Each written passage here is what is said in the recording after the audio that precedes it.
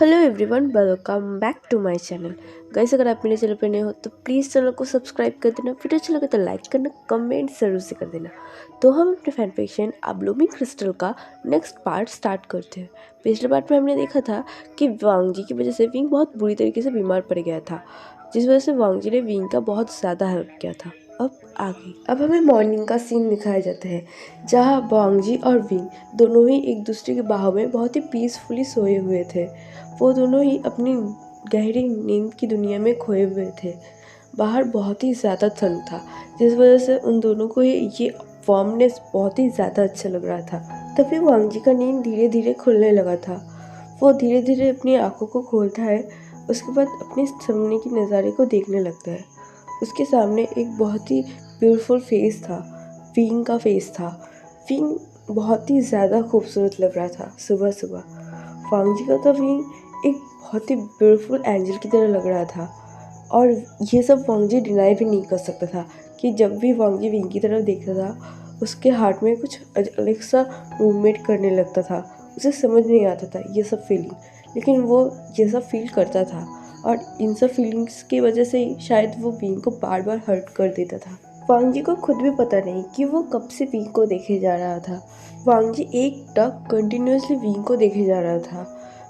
अभी धीरे धीरे विंग का भी नींद खुलने लगा था, लेकिन वांग जी ने अपनी नज़रों को विंग से हटाया नहीं। वो अभी भी विंग की तरफ ही देख रहा था। विंग धीरे धीरे अपनी आंखों को रब करता है, अपनी आंखों को ओपन करता है।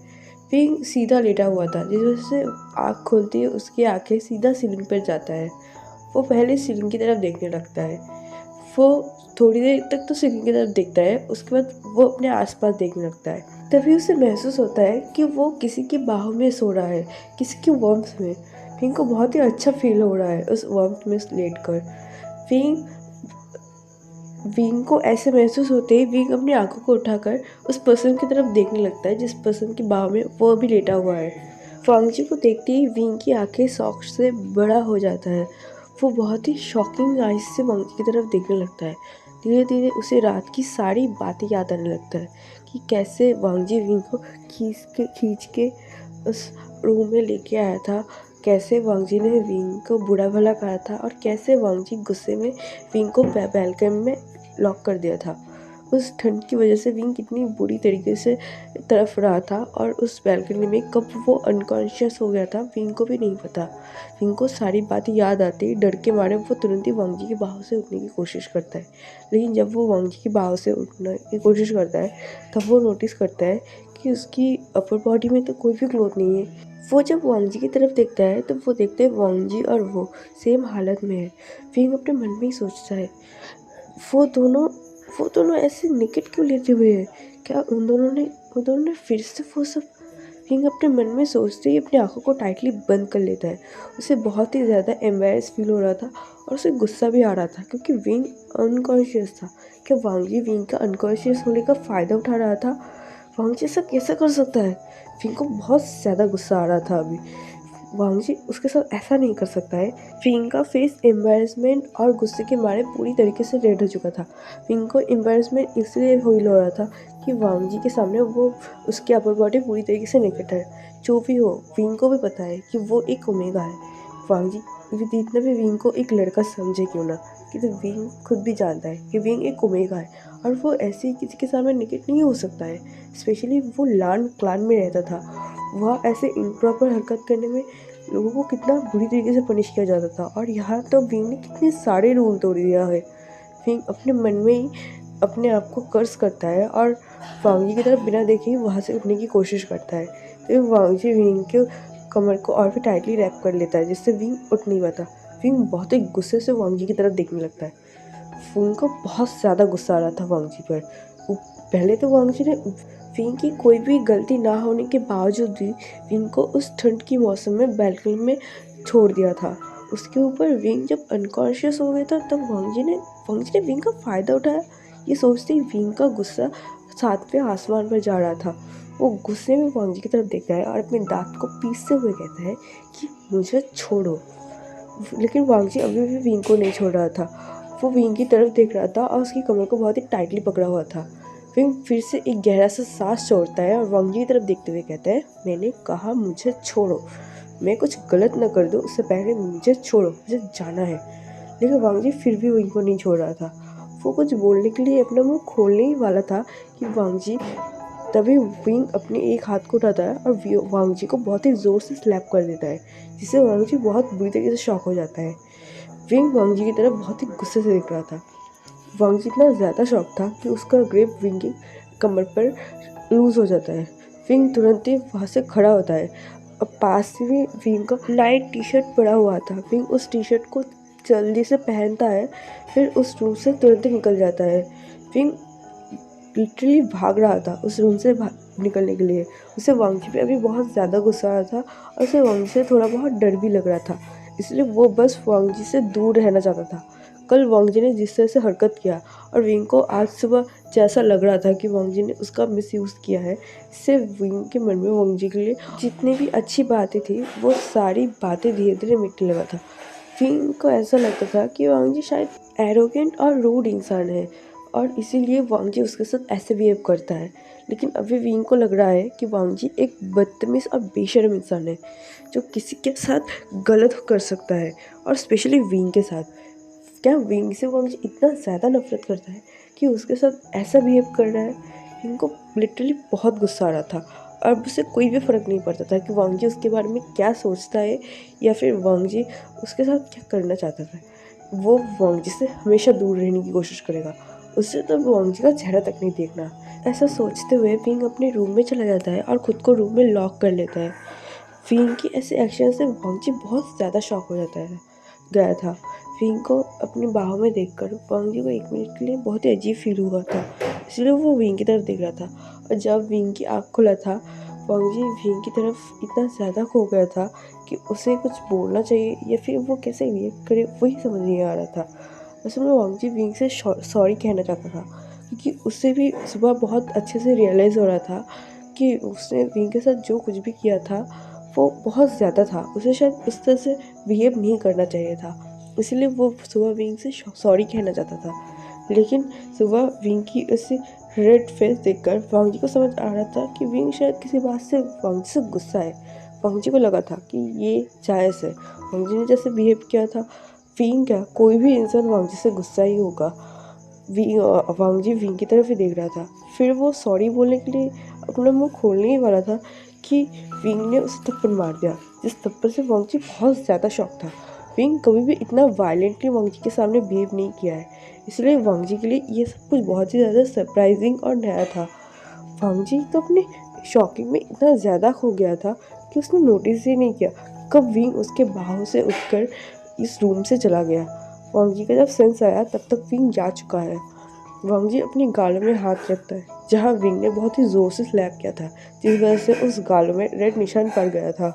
विंग की ऐसे एक्शन से वांग जी को थोड़ा गुस्सा तो आया था, लेकिन वो ये भी समझ पा रहा था कि शायद विंग उस पर गुस्सा है, इसीलिए विंग ने ऐसे उसको स्लैप किया और ऐसे वो वांग जी के सामने वायलेंटली बिहेव करने लगा था। वांग जी एक गहरा सा सांस भरता है, उसके बाद उस बेड से उठकर वो वॉशरूम में जाता है। फिर फ्रेश होने के बाद उस रूम से बाहर निकल जाता है और मेन हॉल की तरफ चला जाता है।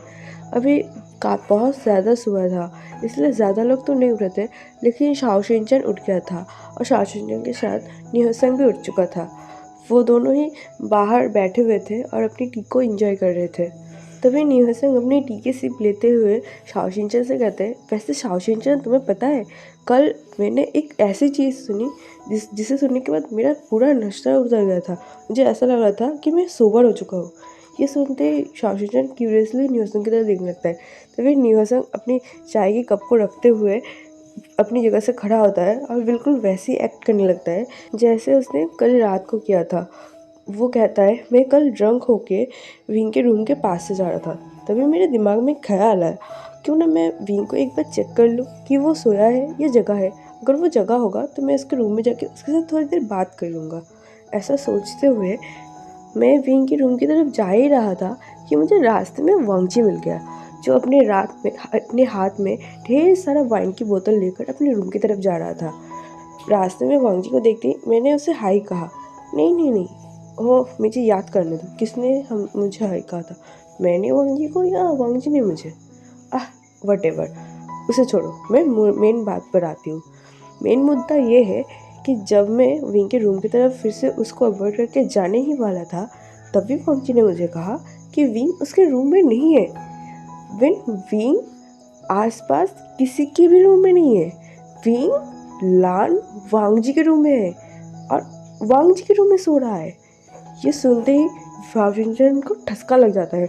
वो खांसते हुए न्यूसन की तरफ देखने लगता है। वो डिसबिलीफ से न्यूसन की तरफ देखने लगता है। शाओशिन को ऐसा लगता है शायद उसने ही कुछ गलत सुन लिया या फिर न्यूसन ने कुछ गलत बोल दिया। शाओशिन न्यूसन की तरफ देखते हुए कहता है, तुमने क्या कहा? वांग जी ने क्या कहा था तुम्हें?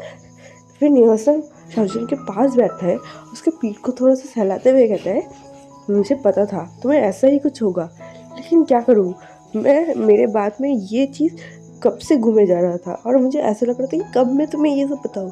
ऐसा कहते हैं वो शाओशिन की तरफ देखते हुए कहते हैं, कल रात वांग जी और विंग एक साथ थे, एक ही बेड पर।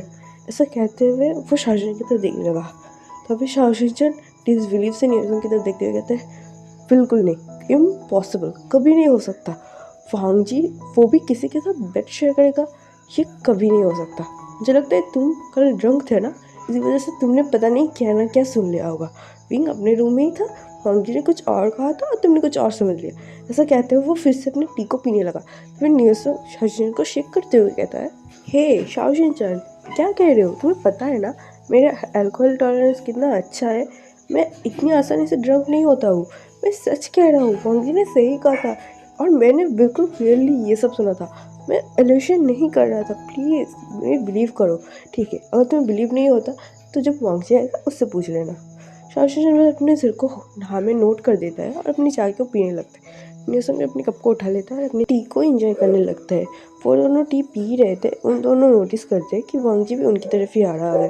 वांग जी वहाँ आता है और काउच पे बैठकर शाओशिन की तरफ देखते हुए कहता है, क्या मुझे एक कप टी मिल सकता है? शाओशिन अपने सिर को नोट कर देता है और वहाँ से उठ के खड़ा हो जाता है। शाओशिन वहाँ से चला जाता है टी लेने के लिए और न्यूसन वांग जी से ऐसे रैंडमली बातें करने लगते हैं। उसकी नॉर्मल टॉकिंग जिससे वो वांग जी को परेशान करता है। वांग जी सुबह सुबह उससे इरिटेट नहीं होना चाहता था, इसलिए वो बस वहाँ पे रखे हुए न्यूज़पेपर को उठाता है और उसे रीड करने लगता है। फिर उनको बहुत अच्छे से समझ आ रहा था कि वांग जी उसे अवॉइड करने की कोशिश कर रहा है, लेकिन आज नहीं। आज तो न्यूसन वांग जी के पेट से सारी कल की बात निकाल के ही रहेगा, क्योंकि शाओशिन उस पर बिलीव जो नहीं कर रहा है। शाओशिन थोड़ी ही देर में आ जाता है, फिर वांग जी का टी वांग जी को दे देता है। तभी न्यूसन वांग जी की तरफ देखते हुए कहते हैं, वैसे कल की नाइट तुम्हारे लिए कैसा था? ऐसा कहते हैं वो वांग जी की तरफ देखने लगा। शाओशिन भी वांग जी की तरफ देख रहा था। वांग जी अपनी टीके से लेने ही वाला था कि वो रुक जाता है। फिर वो न्यूसन की तरफ देखने लगता है। फिर वो शाओशिन की तरफ देखता है। वो देखते हुए वो दोनों ही उसकी तरफ देख रहे हैं। वो गहरे से सांस भरता है, भरते हुए न्यूसन की तरफ देखते हुए कहता है, कैसा था? मतलब क्या, जैसा रहता है तैसा ही था। तभी न्यूसन कहता है, नो नो नो, मुझे तो ऐसा नहीं लगता। कल तो तुम अपनी लवर के साथ थे ना? ये सुनते ही वांग जी घूर के न्यूसन की तरफ देखता है। लवर? न्यूसन सोच के रहा है। तभी न्यूसन कहता है कि कल विंग और तुम एक कमरे में थे, एक ही बेड पे। लान वांग जी, तुम्हें क्या लगता है कि मुझे इससे आगे कुछ कहना चाहिए? ये सुनते ही वांग जी अपने आई को रोल करते हुए कहता है, तुम जो सोच रहे हो वैसा कुछ नहीं है, इसलिए अपने इस छोटे से दिमाग को ज़्यादा मत चलाओ और अपने काम करो। ऐसा कहते हुए वो अपनी चाय की सिप लेने लगा। तभी न्योसंग वांग जी के ऊपर चिल्लाते हुए कहता है, तुम मेरे साथ ऐसे बातें कैसे कर सकते हो? देखो, तुम मुझे इतना भी बेवकूफ़ मत समझो, ठीक है? न्योसंग वांग जी पर चिल्ला ही रहा था, तभी वह विंग आ जाता है। विंग की वह आते ही सबका अटेंशन विंग की तरफ चला जाता है। न्योसंग जो अभी तक वांग जी ऊपर चिल्ला रहा था, वो भी विंग की तरफ देखने लगता है, क्योंकि विंग का फेस आज बहुत ज़्यादा कोल्ड था। वैसे तो विंग बहुत ही ज़्यादा शांत रहता था, लेकिन उसके फेस में एक सॉफ्ट लुक रहता था। लेकिन आज विंग बहुत ही ज़्यादा इमोशनलेस और कोल्ड फेस के साथ खड़ा हुआ था, बिल्कुल वांग जी की तरह।